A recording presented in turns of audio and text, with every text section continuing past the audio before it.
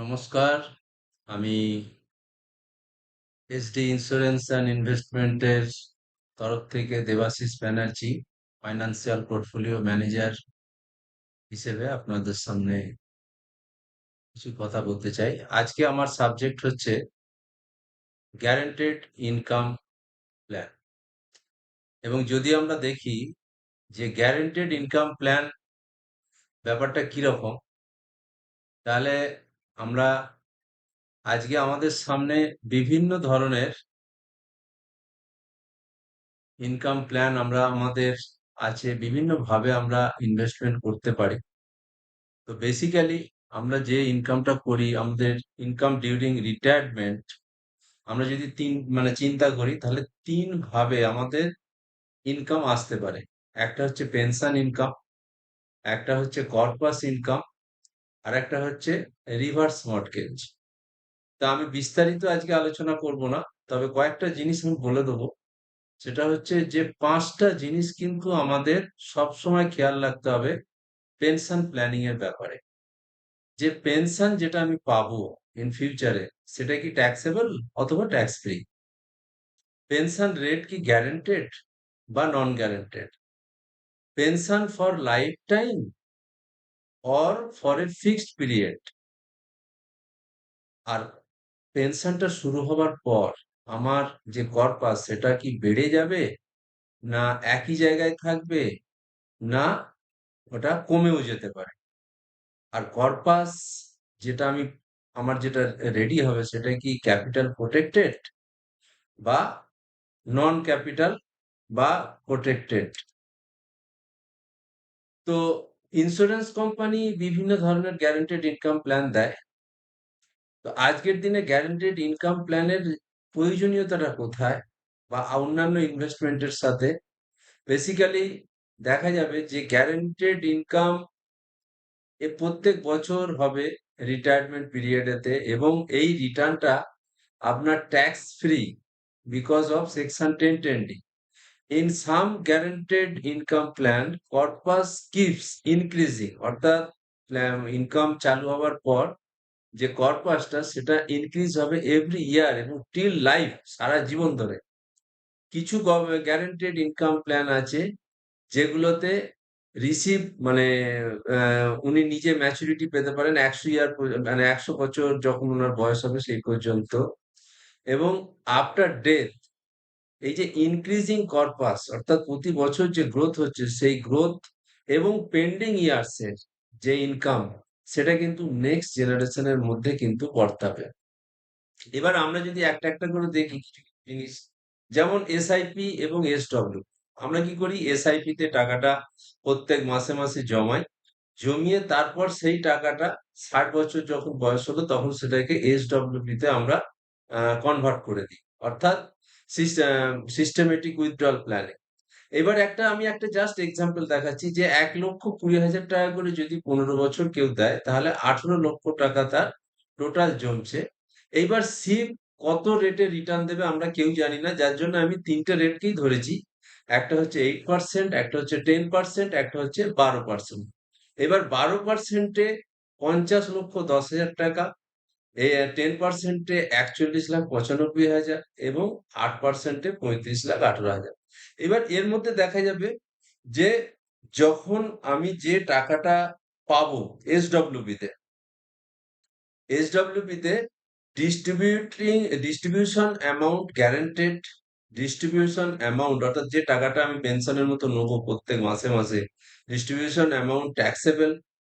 Corpus increasing, অর্থাৎ মূল যে ক্যাপিটালটা, সেটা যে বাড়ার কিন্তু কোনো গ্যারেন্টি নেই, কেননা এটা মার্কেট লিঙ্ক।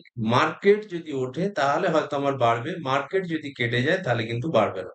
এবং এমনকি আমার যে কর্পাস, সেটা কিন্তু আমার অনেক বেশি কমে যেতে পারে যদি মার্কেট ভালো মতো রেজাল্ট না দেয়। এবার এইভাবে যদি আমি একটু অ্যানালিসিস করি, যে 1,20,000 টাকা 15 বছরে দেওয়া হয়েছে, 18 লক্ষ টাকা জমেছে, তাতে 35,18,000 টাকা আমার টোটাল দাঁড়িয়েছে, যেখানে আমার গেন হচ্ছে 17,18,000 টাকা। এবার এর থেকে কিন্তু ট্যাক্স বাদ যাবে, কেননা এই বছর নতুন রুল অনুযায়ী 12.5% ট্যাক্সেশন আছে।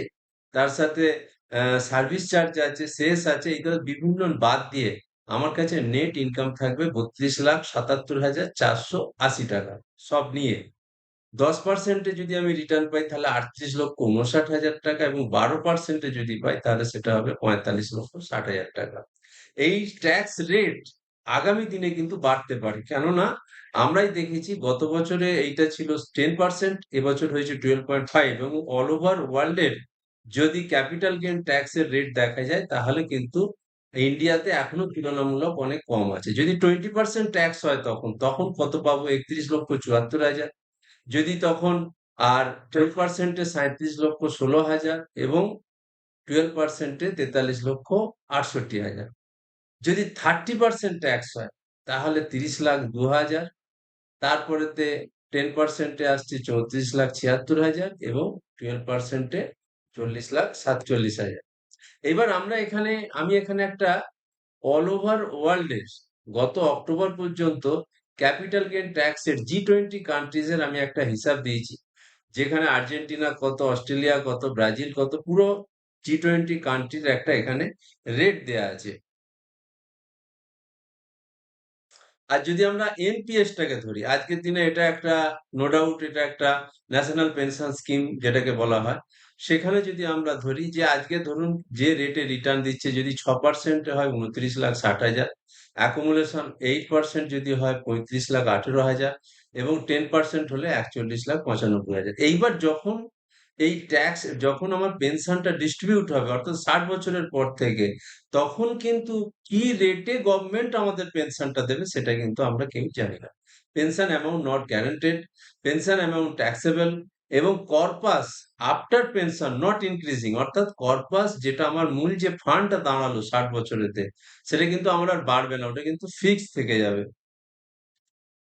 তাহলে এনপিএস এর যদি আমরা হিসেবটা দেখি যে 1,20,000 করে 15 বছর দিলে আমার হচ্ছে 18 লক্ষ টাকা, এবং সেক্ষেত্রে 6% অ্যাকুমুলেশন হলে 29,60,000, 8% হলে এত, 10% হলে 41,95,000। নেট পেনশন 5% হিসেব করে যদি হয়, কেননা -20% যদি আমি ট্যাক্সের রেটই ধরি, যে তখন 20% ট্যাক্স রেট, তাহলে কিন্তু আমি পাবো 1,18,000। যদি 10% হয় 1,67,000, এবং যদি 4% পেনশন দেয় 20% ট্যাক্স মাইনাস করে, তাহলে 94,720। এইভাবে প্রত্যেকটা রেট আমি দিয়ে দিয়েছি।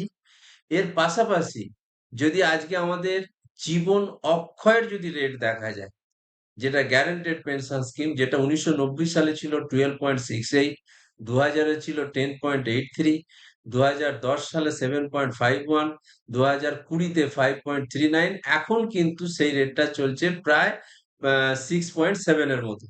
এবং আজকে সারা ওয়ার্ল্ডের যদি আমরা রেট দেখি, যে 2022 সাল পর্যন্ত সেন্ট্রাল ব্যাংকের অল ওভার ওয়ার্ল্ডের যে সমস্ত গ্রোয়িং কান্ট্রি আছে তাদের রেট কি আছে, এবং পাশাপাশি আমরা আজকের যে রেট, সেই রেট যদি আমরা অ্যানালিসিস করি G20 কান্ট্রিগুলোর, তাহলে কিন্তু সেটাও কিন্তু আমি দিয়ে দিলাম এখানেতে, সব কোন দেশের কি রেট আছে।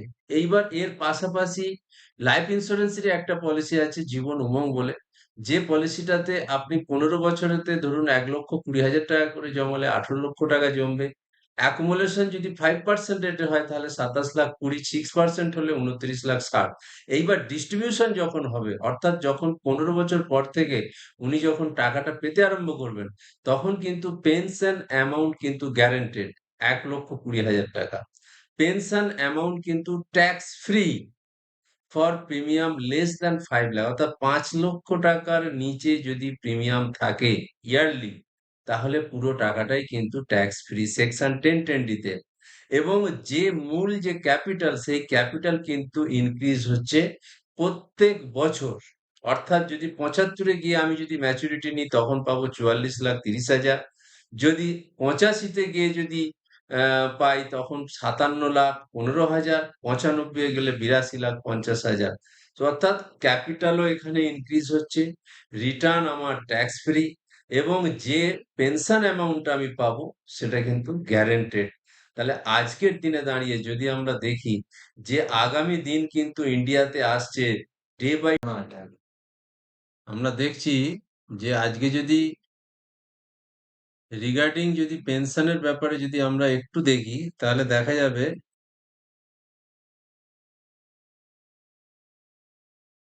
যে এইটা এই জীবন উমঙ্গ পলিসিটা এত সুন্দর এবং লুক্রেটিভ যে আজকে আমরা তিনটে দিক কিন্তু কভার করতে পারছি। পেনশন অ্যামাউন্টটাও আমরা গ্যারান্টেড পাচ্ছি এবং ট্যাক্স ফ্রি পাচ্ছি, এবং ট্যাক্স ফ্রি এবং ট্যাক্সেবল এই দুটোর কিন্তু বিরাট ডিফারেন্স। যদি কেউ 30% স্ল্যাবে থাকেন, তাহলে ট্যাক্স ফ্রি রিটার্ন যদি 6%, 7% হয়, সেক্ষেত্রে তাদের প্রায় ট্যাক্সেবল রিটার্ন কিন্তু 10%-এর সমান। তো এই সুবিধাটা কিন্তু পাওয়া যায়। এবার দেখুন, রিটায়ারমেন্ট এমন একটা জিনিস যে যেখানে কিন্তু গ্যারেন্টেড পয়সার কিন্তু প্রয়োজন হয়। যেমন খাওয়া-দাওয়া, মেডিসিন এগুলো কিন্তু গ্যারান্টেড। সুতরাং ইনিশিয়াল যে ক্রাইসিস গুলো আমাদের রিটায়ারমেন্টের টাইমে আসে, সেই ইনিশিয়াল ক্রাইসিস গুলো মিট আপ করার জন্যে আমার মনে হয় যে গ্যারান্টেড ইনকাম প্ল্যানটাই হচ্ছে বেস্ট। হ্যাঁ, যদি আমার তার বাইরে যদি কিছু আমি অ্যাসপিরেশন লেভেলের যদি কিছু আমার চিন্তা ভাবনা থাকে যে আমি আমার আম, আহ, ইয়েটা বা কোনো বিশেষ প্রোগ্রাম আমি করব বাইরে থেকে, বা প্রতি বছর বিদেশ যাব, এই ধরনের প্রোগ্রামের জন্য আমরা রিক্সে ইনভেস্টমেন্ট কিছু করলেও করতে পারি, কিন্তু ইনিশিয়াল যেটা প্রয়োজন সেটার জন্য কিন্তু আমার মনে হয় গ্যারান্টেড জায়গায় থাকাটাই হচ্ছে সব থেকে বেস্ট। Thank you. যদি প্রয়োজন হয়